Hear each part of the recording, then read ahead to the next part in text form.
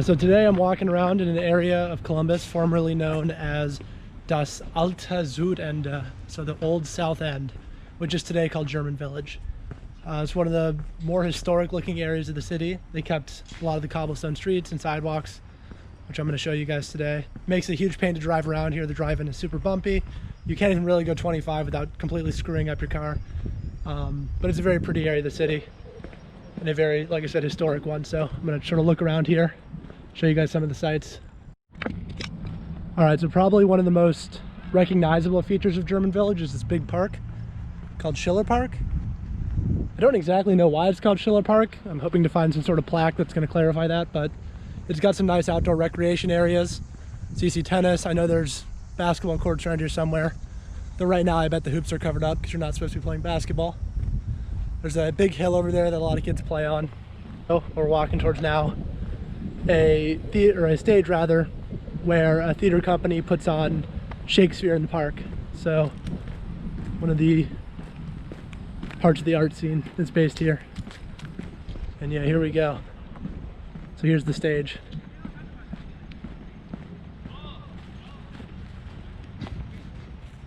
Now I don't think there are a ton of Germans still living in German Village, but there were quite a few. I think it was mid-1900s is when a lot of them came over to settle the area that's now German Village.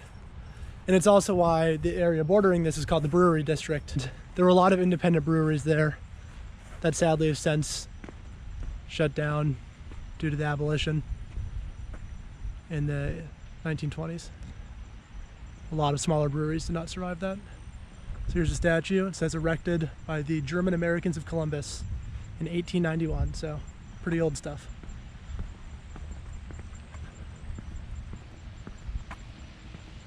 Schiller. Oh, I'm an idiot. It's called Schiller Park. It must be after the author. I'm pretty sure that's the author. Huh. Well, I'm smart. And they've got some beautiful floral arrangements here. So you got some nice statues on the water here. That guy's rowing. That's just water in the fountain. Oh, and a trapeze artist over there. Yeah. It's not a huge park, but it's very noticeable as this expansive green space right next to an area that's pretty densely settled. A lot of the older districts, and this is true, I think, almost regardless of which city in America you're in, but most of the older cities have been fairly densely settled, so you end up not getting a lot of green space. So the green spaces you do see, though, seem even more beautiful because they're surrounded on all sides by this sort of sprawling city. I feel much the same way about Millennium Park, for instance, or Central Park. So here they have quotes from famous authors on some of these tiles here. That's from William Tell, translated in German, of course. I think they're really trying to keep the whole German motif alive. More. Here we have some more of that. So, kurz ist der Schmerz und ewig ist die Freude. Overhearing people's conversations, as always.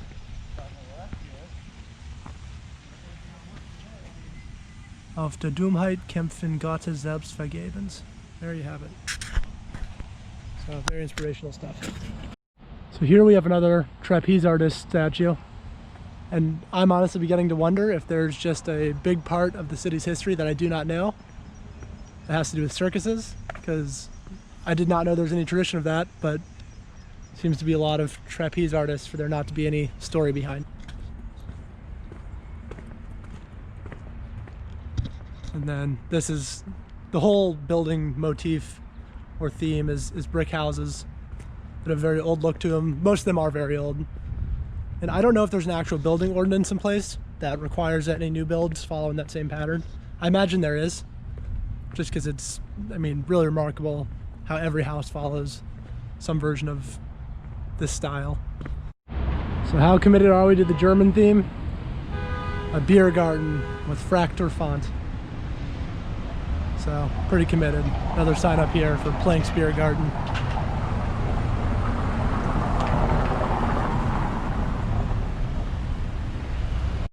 Alright, so here's the typical stuff. Got this sort of brick pavement, and then same thing in the street. Cobblestone. And also, if any of you want, apparently you can lease an apartment in this building. It's a nice old style. I just find stuff like this so cool. This is some random person's porch. So I do feel kind of bad for videotaping it. I'm just gonna try to keep it on the tile. But super old tile like this, it's stuff like that. Really amazing. And over here, I'm gonna cross the street actually. So that's Winans Chocolates and Coffee. Really good chocolate. If you're ever in this area, it's right next to Schiller Park. Schiller Park's right over there. You can kind of see it at the end of the street. That's a great place to stop. So where we're going now is a place called Schmidt's. It's a restaurant that I think almost everyone in Columbus has to make a pilgrimage to at some point in their childhood. I don't know why. It's very popular. The food, it's all German style food, of course. And what they're most well known for is their cream puff, which is very tasty to be sure, but maybe not worth all the hype. Still definitely worth checking out if you're in the area because it is such an institution. And they also have a food truck that rotates around the city and even goes out to the suburbs sometimes, so it's worth checking out. All right, so we arrived at Schmidt's. This is the Fudge House.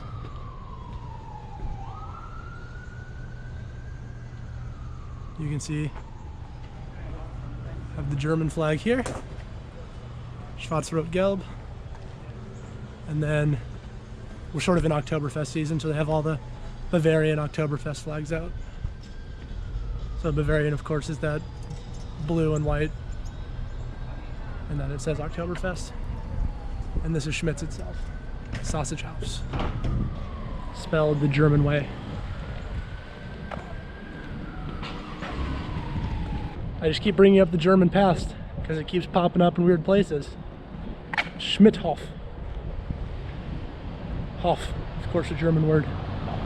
Schmidt, a German name. So seeing Schmidt's got me thinking about other restaurants in the area that are kind of famous, or at least locally famous, obviously not necessarily nationally famous. And the two that came to mind, one is Lindy's, which is a really nice spot in town. I mean, it's, I don't think a 5-star restaurant, but sort of that kind of quality. You have to dress up real nice to go there and put on all those sort of airs. And the other is Thurman Cafe, which actually might be nationally known because it's on Man vs. Food for the Thurminator, which is their gigantic burger. And I've actually done the Thurminator challenge, and it very nearly ruined me. I mean, I felt sick and full, but in a very sick way, for almost a week after eating it. That's when I was younger, still playing football, and probably could handle food like that. Nowadays, probably should have a heart attack, it would kill me. All right, keeping up with our German theme, Willkommen to historic Schiller Park. Willkommen, of course, the German word for welcome. These are some cooler houses on that side of the street, much bigger than your average German village house. Just gonna get some of the sun out of there. These things are massive. I would guess these go for over $1 million. Right across from the park too. Also, the building from earlier I was unsure about. Turns out to be a recreation center. The mystery solved. Ah, those are gorgeous houses. Here we go, another little cobblestone alley.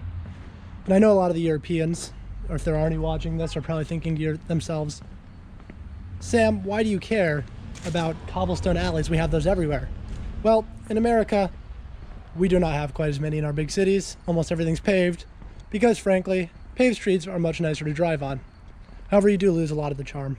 And I do find these streets very charming. So the street we're on now is Jäger Street. Jäger being the German word for hunter, and perhaps best known in the US as part of the word Jägermeister, which means master hunter, and is also the name of a very delicious spirit often taken as a shot. And up there we have Thurman Avenue, so we should be getting closer to Thurman's. Such a fun main street. This part is paved. Less charming. So There across the way is the Thurman Cafe from Man vs. Food. If you try the Therminator challenge, you will likely have a heart attack. Unless you're just stronger of heart than me. Maybe that's it. This is a fun house. Very blue. And German-American flag. Also that flag, which I'm spacing, maybe Ecuador? Someone tell me if I'm wrong. It looks like Ecuador. Yellow, blue, and red. But a fun blue house. Just to stand out from the crowd. An interesting fact about Columbus, even though there are two football teams in Ohio, and even though the Bengals are much closer, the Browns are the city's favorite team. Now, do I have any official statistic to back that up? I do not, but I can tell you, having lived my whole life here and being a Browns fan myself, that the Browns are by far the most popular team. So I can't remember where Lindy's is. I'm too lazy to look it up, and I'd likely get thrown out because I'm not dressed poshly enough anyway. So I think that might be it for German Village. Like I said throughout this video, it's a great area of the city. You're just south of downtown, very close though. You have access to all the major highways to get you to Cleveland, Dayton, Cincinnati, etc. And it's, I think, probably one of the more charming neighborhoods, just because it's all built in the old style. It's got the awesome cobblestone streets. And if you're either a young person just starting out, or an older person who's moving more towards retirement, or maybe is even retired, it offers a lot of great parts for both of you guys. There's access to nightlife, but definitely also access, I mean, just walking distance things like grocery stores and things like that that are, I think, probably good for older Americans or older people. So it's German Village.